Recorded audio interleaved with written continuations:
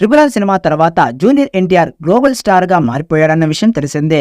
దీంతో ఈ నందమూరి హీరో నుంచి సినిమా వస్తుందంటే చాలు కేవలం ఇండియాలో మాత్రమే కాదు ప్రపంచవ్యాప్తంగా కూడా సినీ అభిమానులు ఎంతో ఆతృతగా ఎదురుచూస్తున్నారు. ప్రస్తుతం తారక్ నటిస్తున్న భారీ చిత్రం దేవర కోటాల శివ దర్శకత్వంలో ఈ సినిమా తెరకెక్కుతోందని చెప్పాలి. భారీ బడ్జెట్ తో తెరకెక్కుతున్న ఈ మూవీపై అదే రేంజ్ లో అంచనాలు కూడా పెరిగిపోయాయి. ఇప్పుడు ఈ సినిమా రిలీజ్ కూడా సిద్ధమైంది. ఈ నెల 27వ తేదీన ప్రేక్షకుల ముందుకు రాబోతోంది.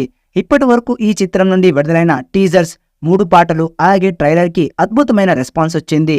ఇక రిలీజ్ కి మరికొద్ది రోజులు మాత్రమే ఉండడంతో ప్రమోషన్స్ ని మరింత హైప్ పెంచేలా ఈ సినిమాలోని 4వ పాటను విడుదల చేసేందుకు ప్లాన్ చేస్తున్నారు. ఈ సినిమాలో హైలైట్ గా నిలిచే ఆయుధ పూజ సాంగ్ ని ఈ వారమే విడుదల చేయబోతున్నట్టుగా సమాచారం. రామజోగయ్య శాస్త్రి రాసిన ఈ పాటకు అనిరుద్ అద్భుతమైన మ్యూజిక్ అందించినట్టుగా సమాచారం.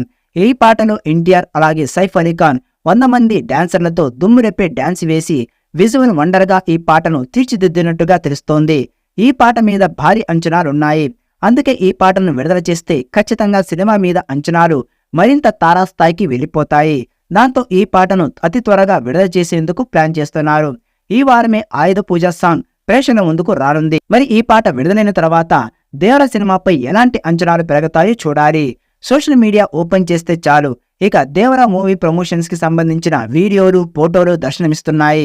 ఇక ఈ సినిమాలో జూనియర్ ఎన్టీఆర్ సరసన దివంగత నటి శ్రీదేవి కూతురు జాన్వీ కపూర్ నటిస్తోంది. ఈ బాలీవుడ్ భామకు ఇదే మొదటి తెలుగు సినిమా కావడం విశేషం.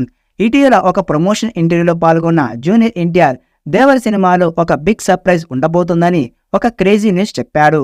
దేవర సినిమాలో సముద్రంలో జరిగే సన్నివేశాల కోసం ఒక సపరేట్ ఫూల్ రూపొందించినట్లుగా తెలిపాడు.